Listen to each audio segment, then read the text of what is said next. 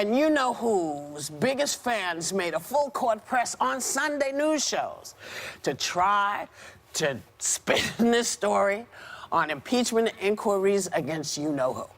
They were all over the map. It was like bad tennis. Really bad tennis. Well, take a look. Mueller wasn't a witch hunt, but this is...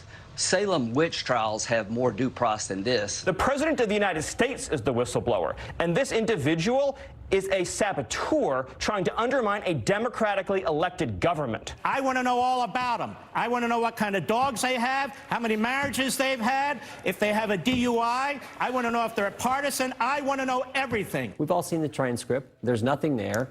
So I respectfully disagree with my colleagues who think that there needs to be a further inquiry here. I wouldn't cooperate with Adam Schiff. I think Adam Schiff should be removed. That's your answer. You're not going to cooperate. I didn't say that. I said I will consider it. You said you wouldn't do it. I you said you will not cooperate with Adam Schiff. I said I will consider it. The audience is hysterical. It's like a comedy routine. But it's crazy. So here's what we know. We know what he said, because he said it. Yes. We know all the stuff he said he did because he said he did it, and they're fact-checking him on the stuff he said with his own words. So now here come, I guess, the Rolling Thunder trying to tell you that he didn't say what he said when he said it because he didn't say what he said when he said it. That's right. That's it. You got that right. Yeah. Okay. I just wanted to make sure, and I did that straight. Yeah.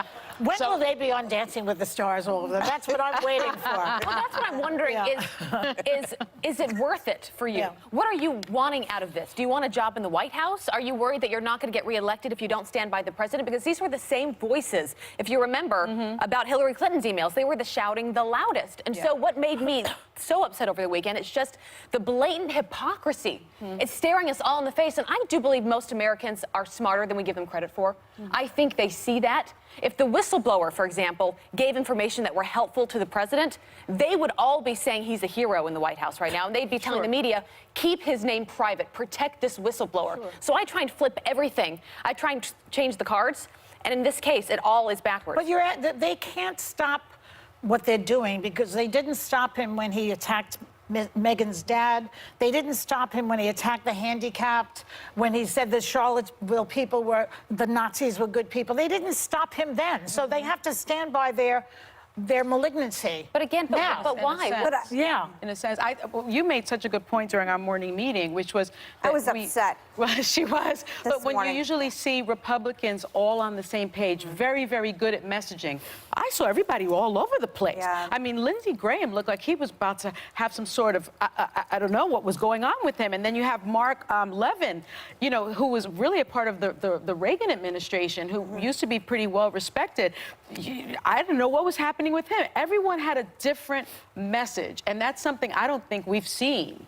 But no, there was one consistent theme. The spin was off, I will say. So it was spinning out of control. I shouldn't have done this, and I concede this. I watched all of it. I watched every Sunday news show. I watched Jake Tapper. By the way, shout out to people like Jake Tapper, Ed Henry, Chris Wallace, George Stephanopoulos for really doing their jobs this weekend and holding their feet to the fire. Fact-checking in real time. Yes, in real time. I will say, I mean, really, they deserve props. Especially Ed Henry, who was getting really unwarranted crap for simply just asking questions. He is a great journalist on Fox, and whatever. But I will say, when you're bringing up the deep state, when you're blaming the media, you're already lost. In any campaign, if you're blaming the media, it means like one of the wheels has fallen off. And what was fascinating to me is even during the Russia investigation, they all were very tight on the narrative that they were putting out, and their talking points were very clear. I agree with you. I kept watching and I was like, nothing is making sense and no one can seem to answer the question. And it's very simple. What was Trump asking to the president of the Ukraine? Was he asking for a quid pro quo? And none of his surrogates on TV seem to be able to give any other answer than the dark tinfoil hat deep state is coming out to get him. But this is why it's so important for conservatives on TV to not just go on TV every day and scream President Logo over and over again. It's important that we are honest about what's happening in real time because right now, when people are are asking me what's going on, I'm saying one wheel just fell off, and people are listening a little more clearly. The question I would ask you, though, is all of this that they do, it muddies the water. It confuses people. Do you think that works But they for didn't Trump? do it effectively this time. Yeah. That's what's different this time. Exactly. Normally, they are very effective at muddying the water. This time, as you see with the polling going up, with people supporting impeachment, they failed this time. I think it's very